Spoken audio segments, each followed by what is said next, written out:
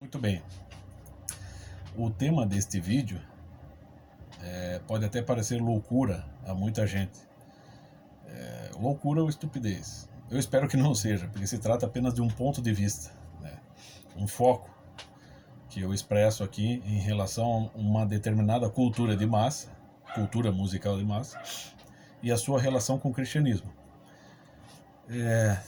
O professor Olavo, existe um trecho de uma aula do professor Olavo que está disponível aí no YouTube sobre o heavy metal.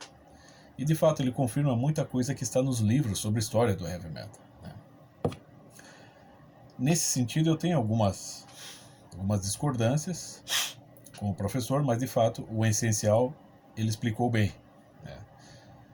E então essencialmente o heavy metal vai ser uma cultura musical cuja natureza é agressiva, né? Ela é a distorção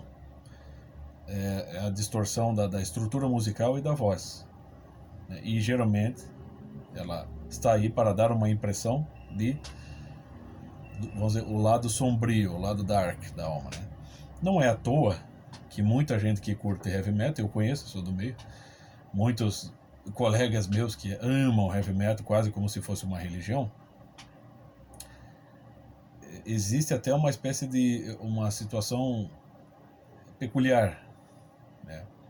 Por exemplo, caras que curtem o heavy metal, assim, né, assim, são devotos do heavy metal, eles curtem também autores que ao longo do tempo, quer dizer, autores da literatura clássica, da literatura filosofia clássica, que ao longo do tempo foram associados ao heavy metal. Talvez um dos mais associados, né, a essa cultura de massa seja o próprio Nietzsche, Friedrich Nietzsche, né? Você vai ter também Edgar Allan Poe, Charles Baudelaire, entre outros.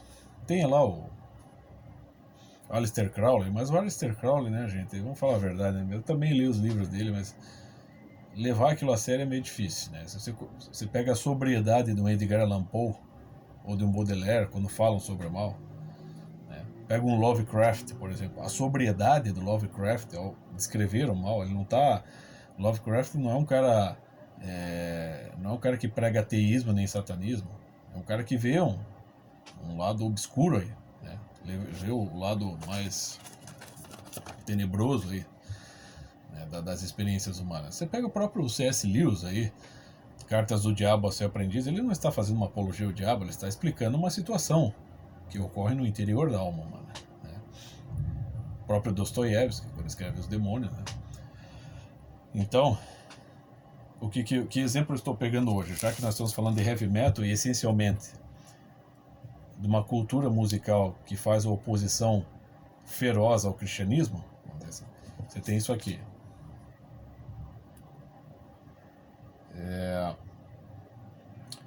Então, o Sarcófago é uma das bandas mais, vamos dizer assim, pode ser considerada a primeira banda de black metal no Brasil, né? Um reconhecimento aí, tem um status mundial aí, né? O Sepultura é uma banda que alçou, alavancou a sua carreira, mas também se popularizou muito, até se tornou um pop, né? Sepultura, né? Pelas misturas musicais que fez, então eles focaram na música, né? Mais, né? O pessoal do Sepultura. Agora o Sarcófago ele tem um nome mundial mais, justamente nesses meios mais extremos do black metal, sobretudo na Noruega, por exemplo, o pessoal da Escandinávia ali, né? Porque lá tem essa coisa, né? Sempre teve. Isso é uma coisa que o grande Fridtjof Schwann, grande metafísico, explica que os europeus, né, o homem branco, eles têm essa situação tensa e insolúvel, por exemplo, entre cristianismo e paganismo na Europa, ela vai perdurar certamente até o fim dos tempos, né? Você tem conversões ali ao cristianismo, você tem guerra aqui, né? E na Escandinávia isso é muito, me parece, né, muito acentuado isso, né? Por um lado você tem uma comunhão, né? Houve no passado já uma comunhão entre os vikings e os cristãos, mas por outro lado você tem também uma situação de extrema oposição, de extrema tensão, que gera guerra, gera morte, né? Então é claro que, né, você não pode dizer que o black metal na Noruega não faça algum sentido, né? Não estou aqui, né, eu sou cristão, sou de uma família de católicos e sou um católico, mas a questão é saber olhar. Nós temos que abrir os olhos. O cristão, ele abre os olhos para o mundo. Ele tem que saber lidar com as contradições do mundo, com as suas próprias contradições, né? Em primeiro lugar, nós combatemos o demônio interior. Então nós temos sempre temos alguma afinidade. É por isso que eu acho ridículo. Uma coisa assim, são gostos musicais. Mas agora uma pessoa que, tipo, ai, não vou trazer essas coisas para dentro de casa porque Deus vai me castigar, e no fundo gosta, aí cagou, meu filho. Você está querendo bancar no meu entender, né, a pessoa está querendo bancar como é que é, o puxa-saco. Tipo assim, tem muita gente, eu conheço, infelizmente conheço muita gente, pessoas que eu amo, pessoas inteligentes, mas eu não escuto esse tipo de música. Adoro frisar isso aqui. Eu não escuto esse tipo de música porque isso não é de Deus, sabe? Mas ao mesmo tempo, a pessoa tá lá curtindo as suas férias, né? Tá lá curtindo a vida, assim, usufruindo de uma série de coisas que também não são muito ligadas a Deus, entendeu? Pessoas que dizem que nós cristãos temos que ser humildes, mas não abrem a mão para fazer caridade, né?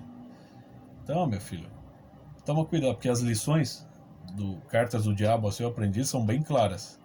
Não é num satanismo explícito, assim, vamos dizer, rejeitando um satanismo explícito, que você vai se mostrar muito fiel a Deus.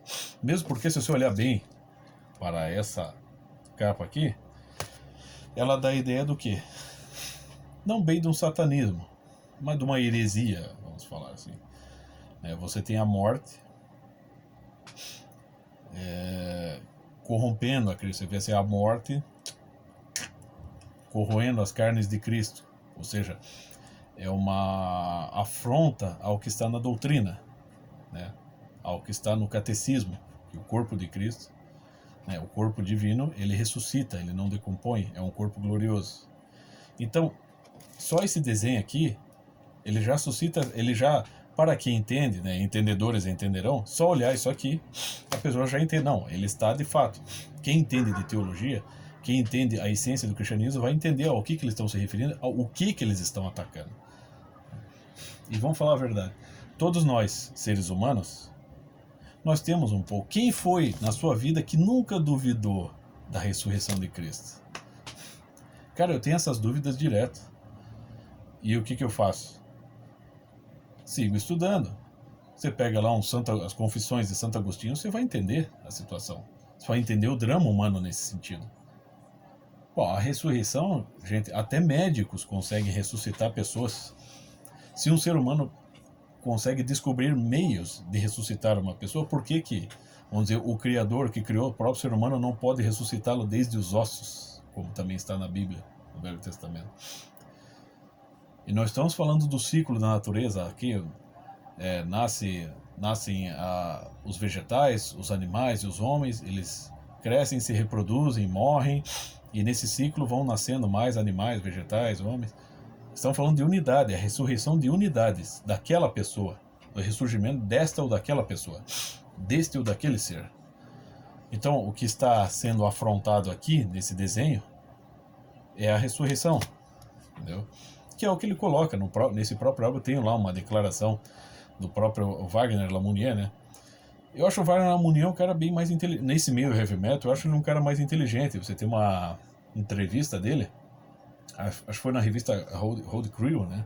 Eu tenho essa revista aí guardada. Você vê que ele é bem... Ele fala assim, olha, chega de falar de sarcófago, já passou, o sarcófago já foi reconhecido, sabe? A sociedade está cheia de heróis aí, os bombeiros, os policiais, os médicos, salvando vidas. E nós estamos aí tratando como heróis o pessoal popstar, BBB, jogador de futebol, que é isso? Então você vê um cara assim mais... Ele tá com o pé mais no chão, entendeu? Porque você vê que ele não quer falar de si mesmo.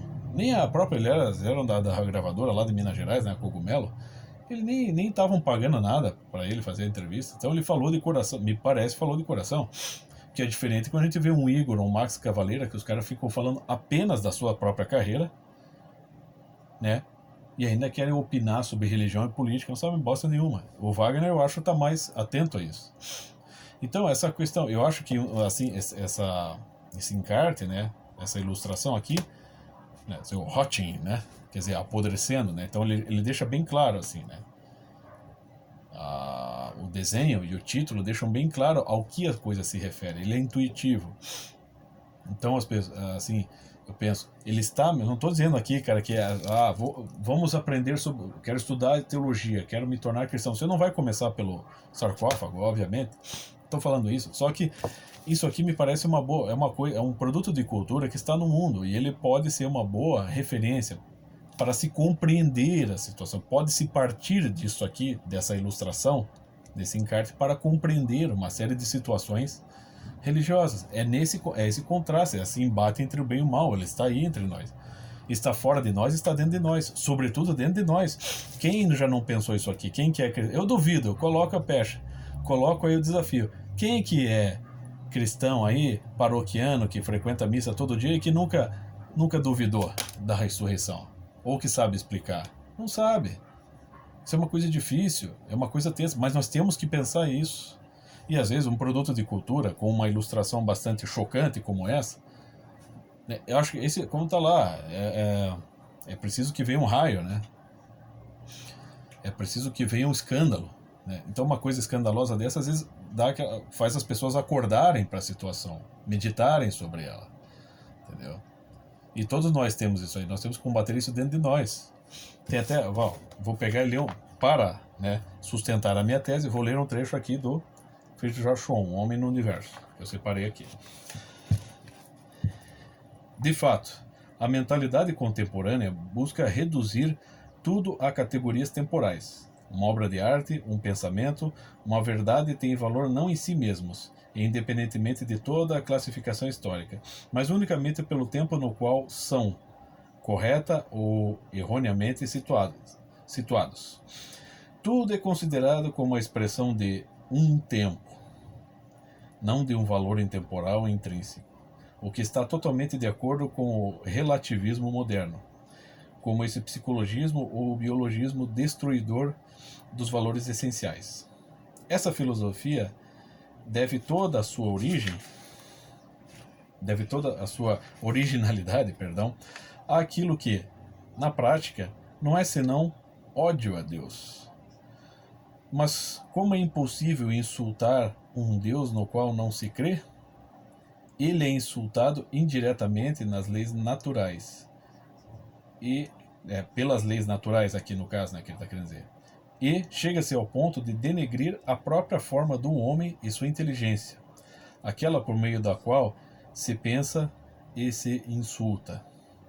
Não há, no entanto, como escapar à verdade imanente. Quanto mais se blasfema, disse Mestre Eckhart, mais se louva a Deus. Entendeu? Então, meu filho, do diabo você escapa, de Deus não. Então, até uma banda como Sarcófago pode ser observada, assim, né, na sua expressão artística, ou subartística, pode ser observada um foco mais cristão. Porque é nesse choque, nesse escândalo que ela desperta para o pensamento. É a mesma coisa a cruz, né? As artes legitimamente cristãs, através dos séculos, demonstram que um Cristo na cruz sofrendo, o cara assim tá arreganhado, né? Dos pés à cabeça, cheio de chagas, cheio de dor, cheio de sofrimento, né? Aquilo dura horas, né? E é assim que a gente tem que perceber, porque é nesse sofrimento que devemos participar. Não estou dizendo que as pessoas têm que ser crucificadas, mas a gente entender, se colocar no lugar, é saber qual que é a mensagem e que todo sofrimento tem um sentido. E que todo mal, assim como está no próprio encarte, né, existe uma coisa, vamos dizer, é um fato inexplicável a ressurreição de Cristo. E se tem uma série de... Todo mal vai tentar te ludibriar, para tentar convencê-lo de que isso tudo é uma ilusão, quando não é. Não se combate um Deus que não existe. É essa a mensagem. E essa ilustração aqui, Essa aqui é copiada de uma arte renascentista italiana. Depois eu passo aqui a referência aqui embaixo no vídeo, ok? É isso aí, galera.